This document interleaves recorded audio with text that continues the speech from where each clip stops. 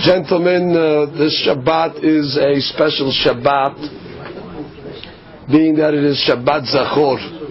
It has its own name because we take out a special second Sefer Torah and we read 3 Pesukim from Parashat Ki Tetzeh Zahor et asher asa lecha Amalek. According to most authorities, including Shulchan Aruch, this is a mitzvah deoraita.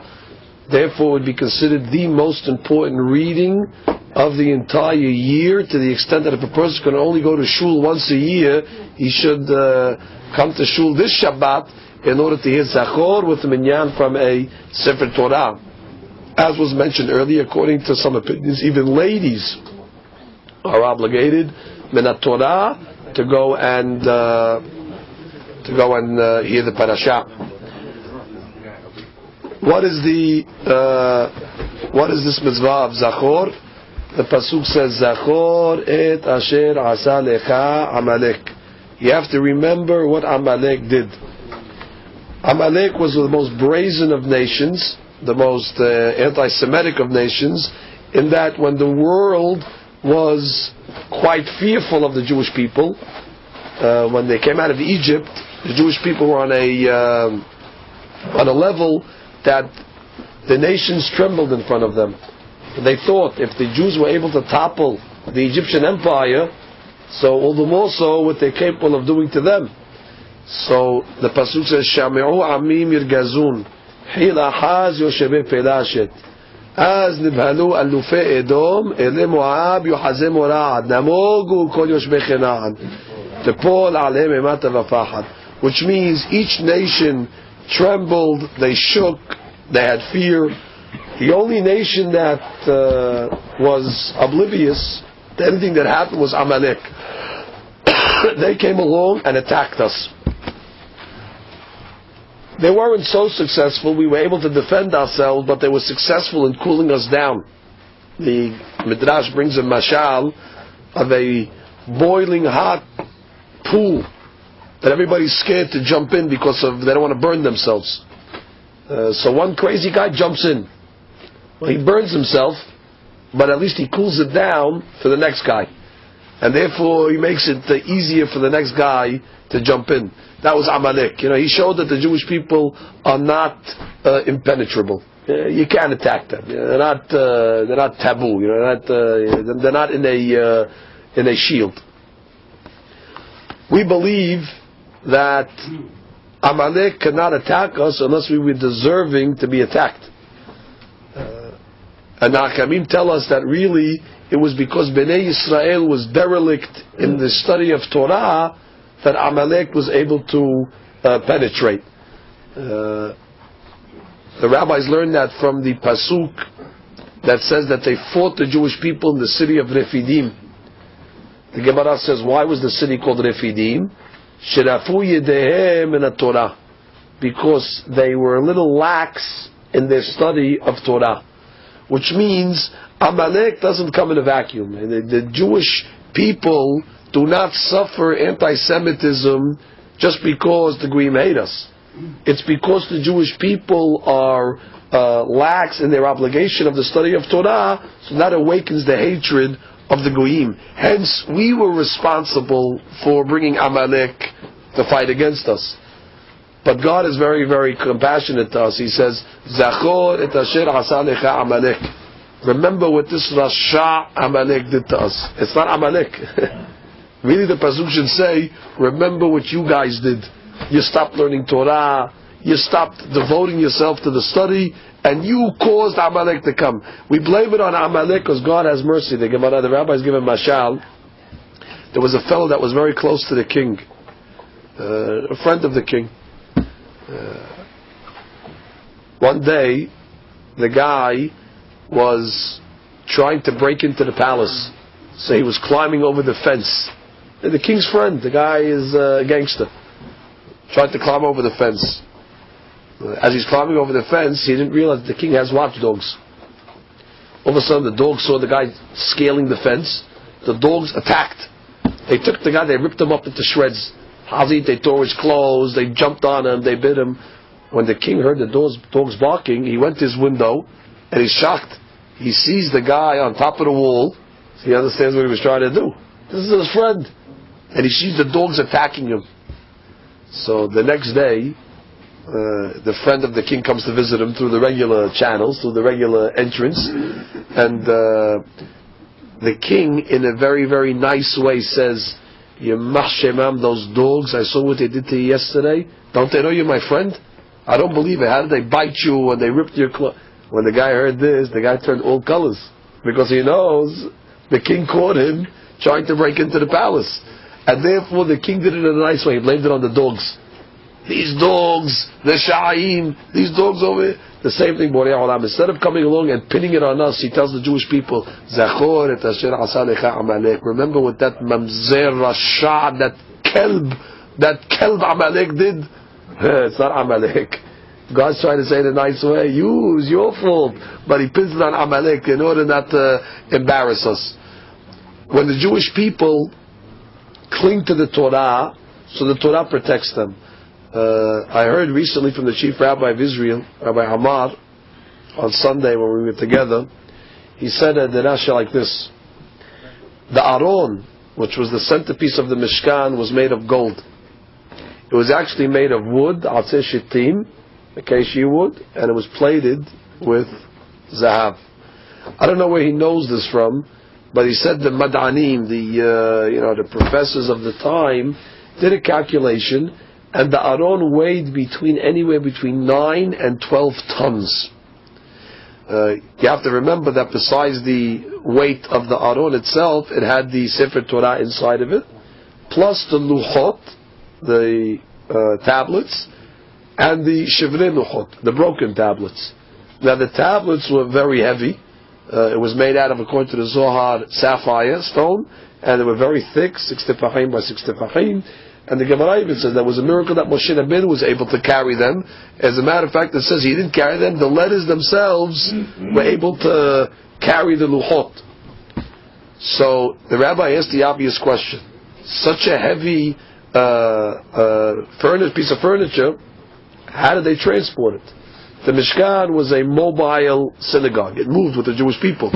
So when they were traveling, they had to wrap it up, fold it up, and transport. So that Agal had wagons. But the Aron was not able to be transported on wagons. It says the Leviim carried it. Bakatef Yisa'u. The Leviim carried the Aron. Now, based on what we're saying here, the Aron was the size in weight of a 747 Boeing jet.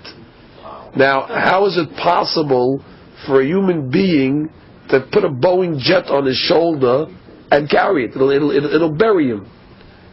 So the Gemara says, Nes betoch nes, that when the Leviim carried the Aron carried itself.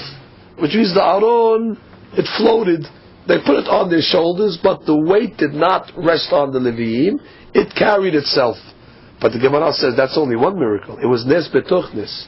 The Aron not only carried itself, but it was Noseh et Nosav. It also carried the Leviim. Which is, if you saw the Leviim when they were carrying the Aron, their feet were not touching the ground. They were just gliding. He said the Aron was like a helicopter. You would hold on to it, and it would elevate the person off the ground, and there was travel. There's a message that we learn from the Aron. The message is that people might think observance and obedience to the Torah is a daunting task. It's overwhelming. A person might say, how can I keep the 613 mitzvot? Torah is not only a law book, but it's a lifestyle. Every second of the day, there's another Torah commandment that's in place. From when you get up in the morning, from when you put on your shoes, from when you make the tirat yadayim, from when you eat, from when you travel. Every single thing you do in your life, what does the Torah say at this point? Right? So a guy might say to himself, I don't have the strength. And the truth of the matter is, you're right. It is a miracle that a human being is able to live by all these rules and regulations of the Torah. But what happens? The Torah tells you, once you cling on the Torah, you're not going to uphold the Torah. The Torah will uphold you. Which means you think that you're going to hold the Torah. It doesn't work that way. Once you embrace the Torah, miraculously the Torah elevates those that are adhering to it. And therefore, you're right. Before you accept the yoke of Torah on you, it is an impossibility. It is an impossibility. Which means, the Leviim, if they're thinking rationally, there is no way to carry 18,000 pounds of Aron. There's no way. Speak to the greatest scientist, there's no way for you to carry it. What does the Torah say? Just carry it, don't ask questions. And all of a sudden, the Levi goes to carry it. And at that moment, there's a tremendous amount of siyata d'shmaya, divine assistance, and the impossible becomes possible. And that's the same thing when it comes to observance. Before you enter the realm of observance, you say, impossible. Kashrut is too hard, Tarat Mishpah is too hard, Shemirat Shabbat is too hard, impossible. I may do 1 out of 6, but to do all of them, there's no way. Torah just says, jump in. Just grab onto the Aron. All of a sudden you see, the Aron will elevate you, and you'll have capabilities and potential, and you'll have strength that was not there beforehand. It's one of those, you just jump in. Once you jump in already, you see a certain amount of strength. All of a sudden the Torah will carry you. Furthermore, the Rabbi went on to say, not only does the Torah carry each individual, but it carries us as a nation. How? If you think about it, there has been no nation that has been so maligned and bludgeoned and butchered and persecuted, I should say, like the Jewish nation. In every country that we were in, at every time. Am Yisrael definitely is on the top of the list of most hated nations. As a matter of fact, I get a newspaper every day. Not the New York Post. It's Hamodia. It's a Jewish magazine, newspaper. And they have a section in the newspaper that I like to read every day. So is the back of the newspaper. This day in Jewish history. A little nice historical page over there. Gives you different things that happened on that day. And it gives you the yahrzeit of which rabbi passed away. So, you have a little, feeling for the day. You light a candle and all that stuff. And I've been following it for about a year now. Every single day I like to see what happened in Jewish history, and I found there's a common denominator between every single day in Jewish history. For 365 days of the year, every day commemorates another destruction of another community in another place of the world. And there hasn't been a day yet that has missed, unfortunately. Today commemorates the Auto de Fe in Spain, where the Jews began to be tortured by the Inquisition. The next day, the Jews, 1,000 Jews of Paris slaughtered in a pogrom. The next day, Jews of Marseille kicked out of their homes, money confiscated. The next day, Jews of Warsaw, Poland, 6 businesses, glass broken, businesses burnt to the ground. Every single day of the year is an anniversary of another form of anti-Semitism in another part of the world. I'm only following it for 1 year. I'm sure a lot of these days commemorate dual versions of anti-Semitism. So you think about it, how is it possible that obviously it's still Hay B'Kayam, such a hated nation, such a persecuted nation, and we're still around today? Other nations they don't have the staying power that we have. Even today in our generation, we shouldn't blind ourselves. Anti-Semitism is rampant. We might not feel it so much in the ghetto over here that we live in, but outside of New York, especially in Europe, anti-Semitism is running wild. When I was in London, we went one morning to the embassy where they were holding a rally. The president was there, Blair, and all the important officials, because they were protesting the attack on a Jewish boy in Paris. A few weeks ago, a Jewish boy, Sephardi, was kidnapped by Arabs, and they butchered him to death. In the course of 2 weeks, when they did to this kid, it's lo yu'man ki yisupar, it's not to be believed. And they tortured the family at the funeral itself. The Arabs were calling the family and taunting them about what they did to their son. Of course, the French police, as it was happening, said, no, it's not anti-Semitism. Of course not. To the French, Jewish blood is very cheap. So to them, what's the difference? It's not anti-Semitism. 10 Arab thugs taking a Jew and they said that they took him because he was a Jew, but they're claiming along and saying, no, it's not anti-Semitism, it's random. Random, just happened to find a Jew. So you see over here that these are innocent people. There's a guy walking in the street, he gets kidnapped, he gets butchered up into 100 pieces. So you see over here that we're still living in this time. So the question then is, the rabbi asked, how is it that the Jewish people have maintained themselves? So the simple answer, if you're a student of history, you say the land. History teaches us that a nation that has a land, the land unifies them. As long as you have America, you'll have Americans. Take away America, in 50 years you'll have no more Americans. All the 250 million people that live in America will move around the world. Some guys will move to Russia, some guys will move to Poland, some guys will move to Spain. What's going to happen to them? They're going to become homogenized with the society. They're going to lose all the customs. There's not going to be any more hot dogs, apple pie, Chevrolet, baseball, finish. All those, important minhagim of America are going to be gone. These people will take upon the Polish minhagim. These guys will take on the Russian minhagim, and there's no more flag. There's no more nothing. In 50 years, you don't need more than that. So how is it possible that Am Yisrael, before 1948, we did not have the land of Israel. The land of Israel was desolate from Jews. A substantial portion of Jews for close to 2,000 years. So obviously, it's not the land. How is it possible that when we came back in 1948, everybody came back with the same head, the same logic, same culture, which means nobody goes through. We came back with the hot dog, the apple. Everybody had the same item. Everybody was wearing the same pair of tefillin. Whether the guy came from Europe, or the guy came from South America, or the guy came from Canada, they all came to Israel. Everybody had the same pair of tefillin. Nashira benutam. Without a change.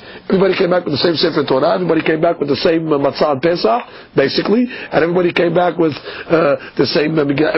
How was all of us all the same? 99% besides the minhagim. This guy came back with a kibbeh lahmadi. Another guy came back with a chulent. But besides the differences in, one guy came back with the alphabet pronounced like a Sephardi. One guy came back with it, but besides the dialects and all the other stuff from minhagim, but basically the Torah, the people came back with the same exact culture.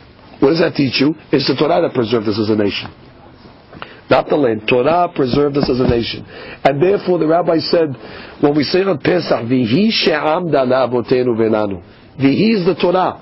It is it that has sustained us throughout the generations of anti-Semitism. So what has saved us? The study of Torah. And any faction of Judaism that let go their grip of the Aron, where are they today? The conservative and the reform boast 90% assimilation rate. That means 9 out of 10 marriages of conservative and reform are to non-Jews.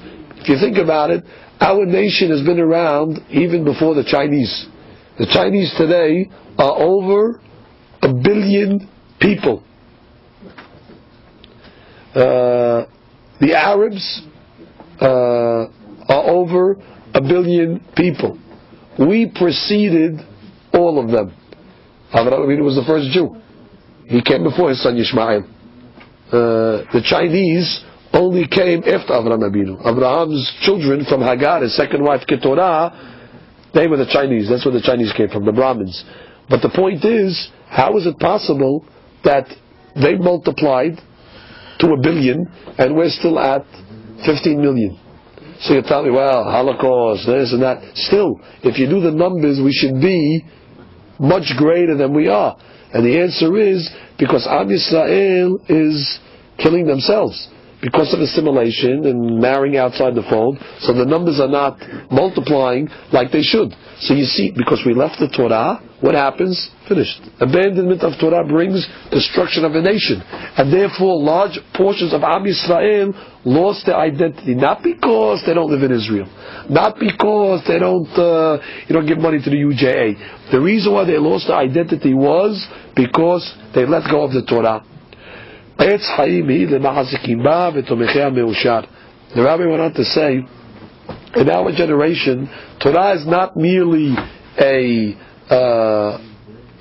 preservative for our people. Torah in our generation is a buoy. We are living in very violent times, like an ocean that is very, very, very wavy and very turbulent. The street, I don't have to tell you how perverted it is. Today, if a person does not study Torah on a daily basis, he will drown. Which means in the olden days, if you didn't study Torah, okay, so you're pav. In this generation, without studying Torah, you're going to have another teacher. The teacher is going to be the street. The teacher is going to be the television, the internet. It's going to be the theaters. It's going to be the mass media. And that teacher is has a very bad lesson. And therefore today, the study of Torah is like a life jacket. A person jumps into the ocean, if he has a life jacket or he holds onto the buoy, he has a chance at least to stay afloat. Those that do not study today are making a conscious decision to drown. And if they don't teach their children today Torah, they're making a conscious decision to Chas v'Shalom drown their children in an American culture that is bankrupt. Hence Torah today is not just to go to a class to get knowledge. Torah today is not to go to the class to hear a nice story, as I say, the Torah on the table, go to a class so I can, fulfill my obligation. Torah's role is much different. Today the role of Torah is survival. Which means today the role of Torah is, it's a bulletproof vest. Anyone that does not wear the vest of Torah today is automatically going to be absorbed into the culture and is going to fall. Hence, Torah is more obligatory in this generation than any other. So you're going to ask me, so you must cling on to the Torah. What about the ladies? Ladies are not obligated to study Torah. So the Rabbi quoted an interesting Gemara, and he had a novel interpretation to it. The Gemara says, Ezui Isha Keshera, who is a kosher wife? Ha'osa Reson Ba'ala, a lady that fulfills the will of her husband. That's a very important interpretation, by the way. That should be capitalized. A kosher wife is an obedient wife. It's a wife that listens to instructions. Of course, the ladies, they don't like that interpretation so much. They think it's chauvinistic. And of course, who made up that rule? The men. So the men come along and they say, we're going to make a rule. We're going to tell you what a kosher wife is. If you listen, you're kosher. If you don't listen, you're tarif. Leave it to a man to decide what makes a lady kosher. But even though that interpretation has merit, there's no question about it, but the Rabbi explained it in a different light. Ezui Isha Keshera Osa Reson Ba'ala doesn't only mean she fulfills her husband's will, but Ha'osa can also mean she makes her husband's will. Which means a husband has certain obligations. He has to get up for synagogue in the morning. He has to go study Torah. He has to fulfill many mitzvot. But a man doesn't always have the excitement or the enthusiasm, or to put it bluntly, the will to do these things. I don't want to get up in the morning. I'm tired. I don't want to go to class.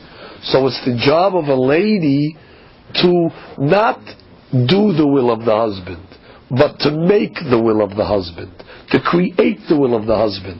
The job of the lady is an encouragement to push him in order to give him a good word. She's the enabler. And therefore, she makes the husband's will. She gives him the yearning to go do what he's supposed to do. But of course, Isha Hakamat does it in a way where the husband doesn't know that he's being coaxed by his wife. Because if the husband knows that his wife is manipulating him, then everybody will do the opposite. So it takes a certain amount of finesse in order for the lady to guide her husband, but in a way that is so subtle that he doesn't realize that he's being guided. In any event, that's why we read Parashat Amalek. The Pasuk writes in the Parashat Amalek, Zahor et asher asa Amalek. As I told you, don't remember what Amalek did. Remember what you did. Remember what this Mamzer Rasha Amalek came and did to you. He did nothing. You were scaling the fence. You were doing the crime. And what was the crime? It says you were tired and you were worn out. Not in the physical sense. You were tired and worn out, meaning your Torah study became lackadaisical. You let your grip from the Torah soften. Once you let your grip soften, the Pasuk says, Velo Yareh Elohim. Your fear of God went down. Even though Rashi says, Velo Yareh Elohim is referring to Amalek. Amalek had no fear of God. Torah HaKadosh explains, Velo Yareh Elohim is going on the Jewish people. Once you let your grip of Torah to soften, automatically Yirat Shamayim of the nation dwindles. Once Yirat Shamayim dwindles, then already we become vulnerable to attack. And therefore, in our generation where anti-Semitism is rearing its ugly head again, all the more so, we have to recommit ourselves to the study of Torah. Not only, as I said, to protect ourselves from assimilation, but to protect the nation. It's for national survival. Furthermore, on Monday night, Be'ezat Hashem, we are going to celebrate the holiday of Purim. The holiday of Purim is very underrated.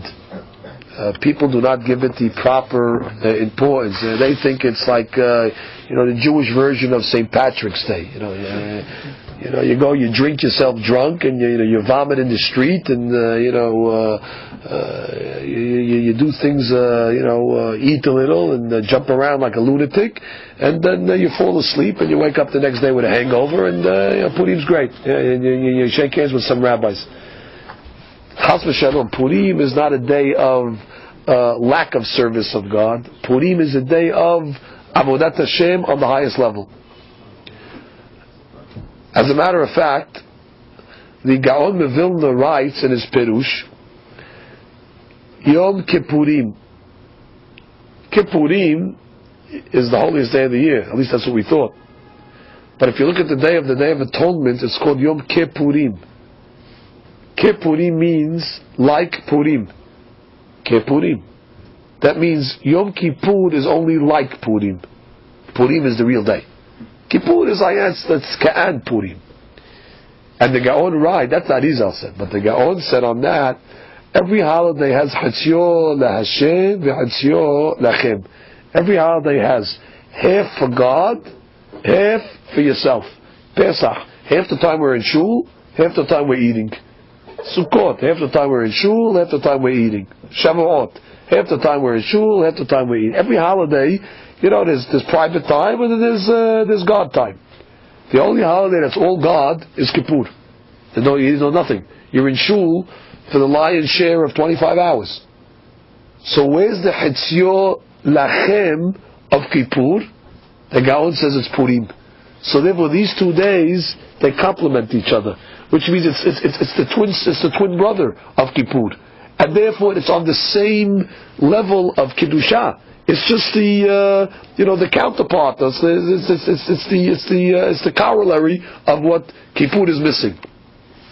That being said, the Pasuk writes in Megillat Esther, Bayom HaShevi'i Ketov Lev HaMelech Bayayin.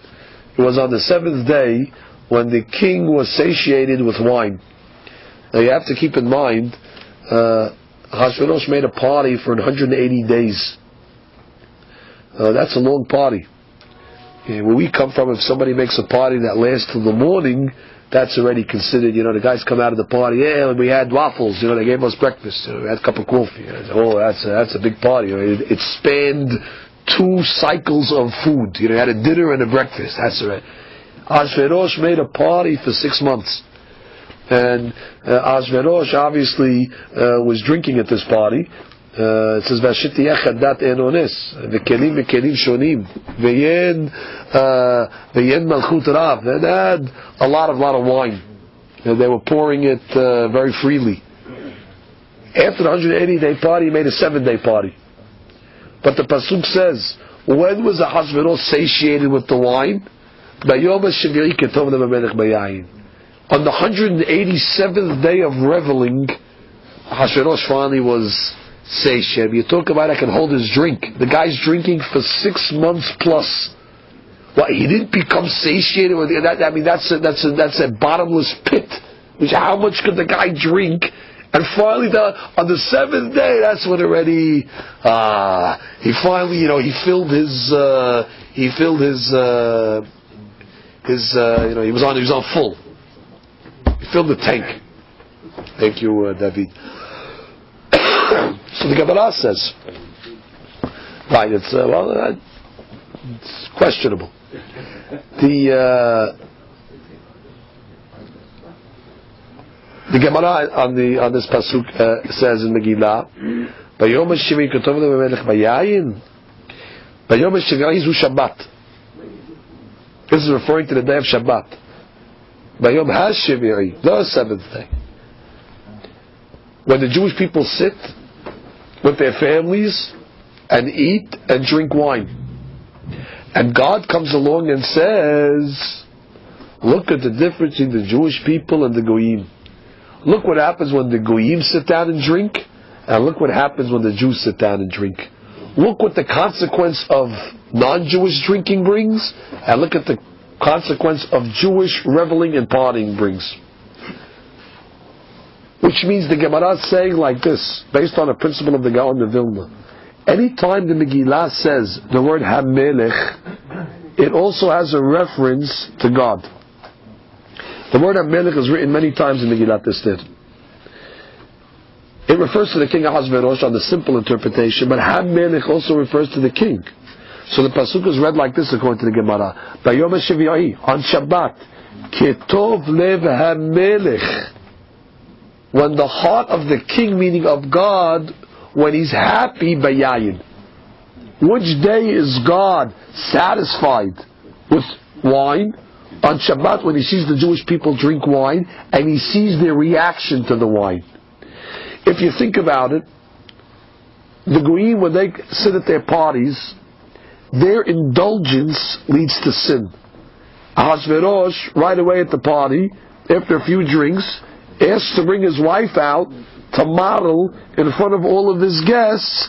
She wasn't dressed, let's say, with the most modest of attire. According to some opinions, she wasn't dressed at all. That's what you do to your wife? Well, what kind of craziness? Which means to the Goyim, drinking leads to lewdness. Drinking leads to immorality. It's no difference. Today you go to a sporting event, they sell beer in the stands, and of course, a few minutes into the game, they have a bunch of cheerleaders that come out and start jumping around. Here's a question: what do cheerleaders have to do with sports?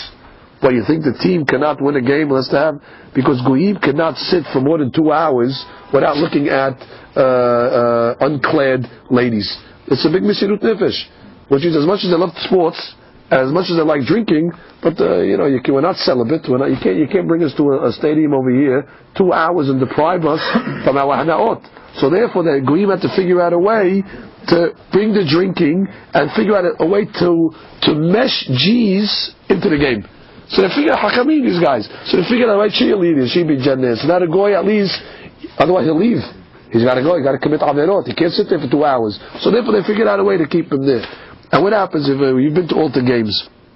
If you do statistics, how much violence goes on in the stands during the games? You've all said in a game when the guy behind you is fighting and he drinks a beer and he throws the beer on the guy and the security's got to come and they take away. So look what's going on. At any sporting event you have drinking, Gilui Arayot and Shefichut Damim. This is the hobbies. This is the pastime of the Goyim. The same thing happened at Ahasuerus' party. They're drinking like animals.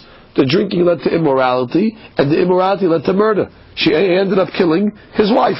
This is a par for the course. And then God says, look what happens when the Jewish people revel. We sit down on the Shabbat, all of us have beautiful bottles of wine on the table, all the different labels of scotch, Ma'alim Kodesh, going from one color to the higher colors, from the black to the red to the blue to all the different madrigot. And everybody's drinking, and the arad, the zahlawi, and everybody's got their preferred drink, and the food is coming out, and everybody. But what happens? It starts all with a kiddush. The first cup of wine, Baruch Atah Hashem Mekadesh Shabbat. First of all, we say, God, this is not regular drinking. This is sanctified Nechmot Shabbat. Netilat Shadayim, Berachot, Hamotzi. Everybody's eating in the middle of the meal. Okay, we'll get a little high, a little excited. V'chavo Devrei Torah. And the first child gets up, he tells a story that he heard in the Parashat. Here, Jerry, they take out their notes. Oh, I heard from the rabbi today, this Hiddush, that Hiddush. And okay, then you stop that a little, you got a little Lashon Hara, a little about the community, you talk a little stuff. Okay, I'm not gonna lie to you. Yeah, you have a little clean fun over there. Okay, whether it's proper or not, whatever it is. Then all of a sudden, young boy, bring your Parashat sheets. Oh, they bring the Parashat sheets. Okay, read the questions. What's the name of this week's Parashat? Well, what's the Mishkan? What's the Aron? What was the measurements? Well, and the kid sits there, and the other children answer before him. Oh, it's my sheets. No, I'm answering. Okay, Mahloket is in Torah. They're arguing in who's answering the questions, who's right, who's wrong. Okay? After the questions, Pizmonim boys, bring out the Pizmonim books. Oh, we sing all songs of what? Shirim v'tishvachot. What are we doing? We're praising Borei Olam. All of a sudden, the wife who comes out dressed all modestly, okay, dessert. Oh, bring some more tea, bring some more food. What? More Divrei Torah. Bring out more bakashot. Birkat hamazon. What happens to us when we eat and drink?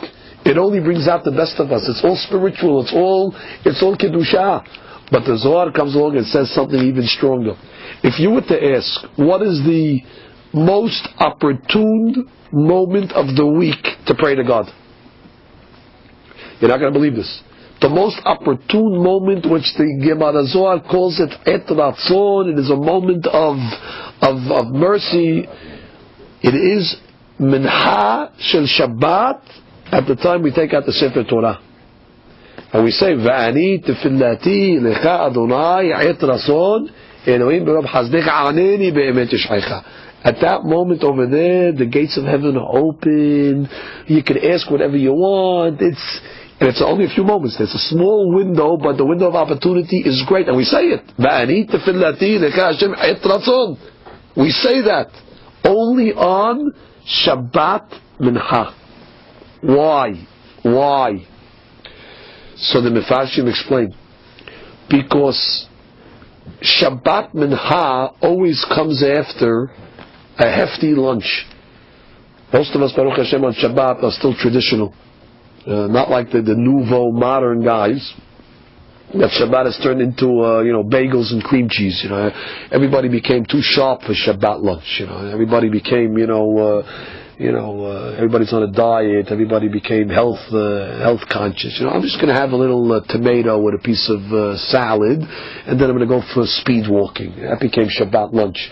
But the traditional people, you go home and you have Seudat Shabbat like you're supposed to have Seudat Shabbat. Seudat Shabbat is supposed to be more elaborate than Friday night Seudah. Even though if you ask most people, they like Friday night better than the lunch because it's hot and it's fresh, but still Shabbat lunch is the centerpiece of the whole Shabbat. And we sit and we drink. Even I've said many times, even the Sebet, these modernists that have no idea what the Sebet is and what Shabbat is, they come up to Sebet. Today you go to a Sebet. What's a Sebet supposed to be? Straight tables. Tables with seats on both sides where people are sitting, eating the traditional foods, drinking and singing Pizmonim. Today, the modern people, they turn the Sebet into a cocktail party. Now you walk in, you see everybody standing there, hashubim, with a drink in there. There's a big bar right in the middle over there. That became the Aron Kodesh. They put the bar right in the center of the thing. So you can access it from any angle in the room, has immediate access to the bar, and everybody's standing there with a drink in their hand. How are you? Yeah, it's good to see you. Everybody's walking around like big shots, as if we're in Carnegie Hall or somewhere in Broadway, walking around like everybody's. This is Shabbat. This is the Sabbath. So I walked into a Sabbath once. So where's the seats? Oh, there's a couch over there. There's a sofa over there. What are we in a nightclub? There's a Shabbat over here. You took a Sabbath, which was such a simple ingredient, had such a simple recipe to it, and they figured out a way how to destroy it with party planners and shtuyot. What do you need a party planner for a Sabbath? A Polak could make a Sabbath. You put a table, you put kibbeh on the table, you put some visit on the table, you put a bottle of scotch. What's the big chokhmah that you have to know? We're going to put this section over there and drapings and shtuyot. You ruined the whole thing. Now you walk in and you made the Sabbath, which was one of the only parties that was untainted in the community. They figured out a way to come up that also. Used to be as at least everybody makes the same Sabbath. Now today the Sabbath has lost its kedusha to it. How beautiful it was. Everybody, all the men sitting. Now today men and ladies sit together. Everybody's sitting with their family. You lose the whole item. That's a separate shi'ur. This is what happens when people have no safeh and they don't know what Shabbat is. The problem is the people who know what Shabbat is, they copy these people. They come along, hey, nice idea. Why is it a nice idea? For 50 years you've been making it seventh one way. Just because you have one artist who doesn't know what Shabbat is, so to him he thinks there's no difference between Shabbat and a cocktail party. So this is what he knows. But you know better. What are you copying this guy for? Okay, that's another event. In any event, we come, we sit on Shabbat, we drink, we sit with our families. And what does everybody do Shabbat afternoon? Everybody's back in synagogue. And not only are we back in synagogue, but we take out the Sefer Torah. It's the only time you take out the Sefer Torah in the afternoon. Even on Yom Tov, you don't take the Sefer Torah in the afternoon. On Shabbat, you take out the Sefer. When God sees the Jewish people taking out the Sefer Torah, He says, unbelievable. After all their drinking, after all their eating, after all their indulgence, after all their physical, what does it lead to? Sefer Torah, Perachot, Shi'ur. At that moment, God says, Ashrei ha'am shekachalo, Ashrei ha'am she'amar. Fortunate is the nation of Israel. They're unbelievable. And He starts to compare them. Bayom ha'shivi'i, it is on the seventh day of Shabbat. Ketov lev ha'melech bayayin. That's when Melech Malchei HaMelechim Baruch Hu, he's tov, he says the wine is great. He says, Am Yisrael's amazing. Because that's when God is able to compare. God's able to say, look what they do in their taverns and their saloons and their bars and their pubs. And don't worry, each word I just said has a different meaning. I mean, there's a difference. The Goyim will tell you, a pub has a certain hadush and a saloon is a different item, and a bar, which used to have 100 names for a bar. I don't know if in Jewish vocabulary there's one word for a bar. There's no such thing as a bar in Judaism. But for them to have 30 words to explain a place where you go and get yourself drunk. In any event, God's able to say, look at the difference. So Sha'at Minha is Et Ratzon. Now we go to Purim Day. On Purim Day, the whole day is eating. The whole day is drinking. The whole day is a manifestation of our physical pleasures. Everybody's in a good mood. Everybody's partying. Everybody's visiting each other, giving gifts back and forth to each other. Everybody's giving charity out. The day has seemingly very little ritual, in the sense that you go to shul in the morning to hear the Megillah for a half hour, and then the rest of the day is, all day long, having a good time. But if you go to the Purim Seudot of the great Chachamim, and not even the great Chachamim, in all of our homes, what does the Purim Seudah consist of? Pizmonim, Shirot V'Tishbachot, everybody's excited, everybody's saying all the Hadushim that they heard from the rabbi in the synagogue, everybody, also in the middle of the Seudah Purim, everybody jumps up, they're dancing with each other, all of a sudden the collector comes to collect, they bring him in, they dance with him, they give him charity.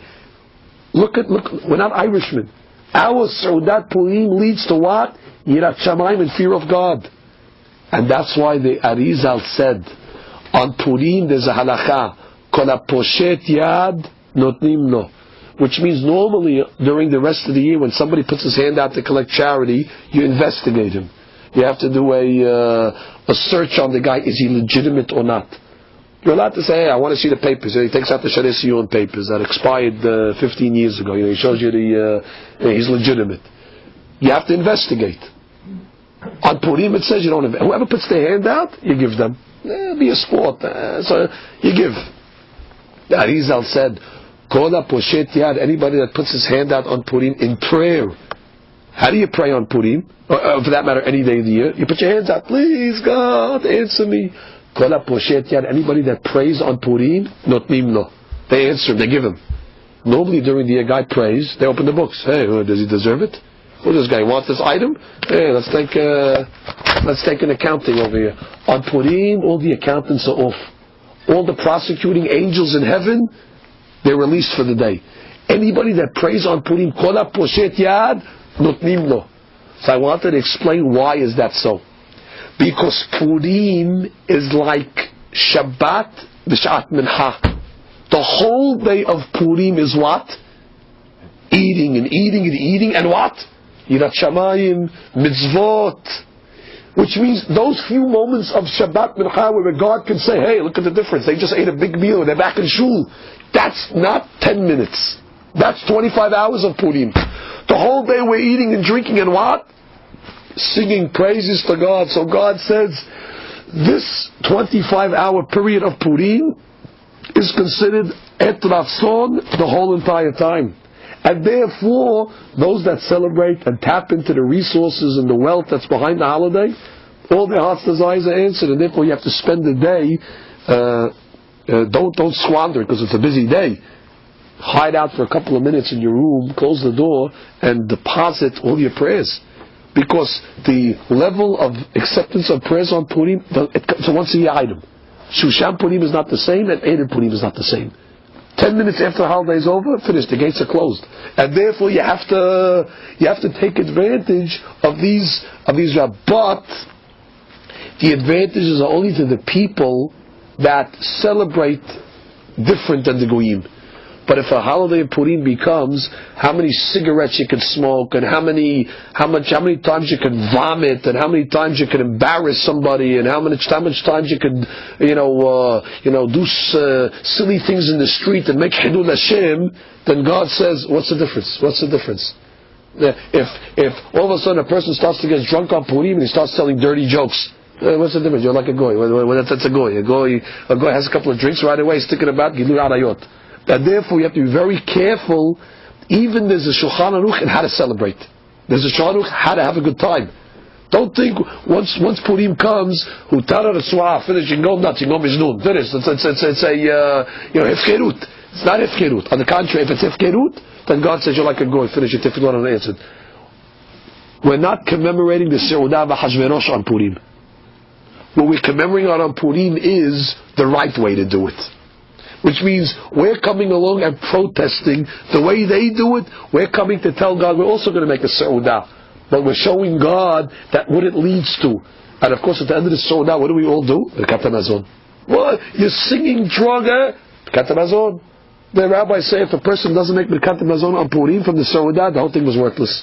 All your party and everything, to miss one Amen and one Beracha, you did nothing. Ivdu et Hashem b'simcha v'gilu b'ra'ada. B'mkom gila shamte ra'ada. At the time of joy, that's to be fear. But if a guy just thinks that it's that Purim is Barnum and Bailey circus, finished. It's a bunch of clowns, do anything you want. Hey, make berachot, you don't make berachot, finished. Judaism still applies. Shulchan Aruch still has application on Purim Day itself.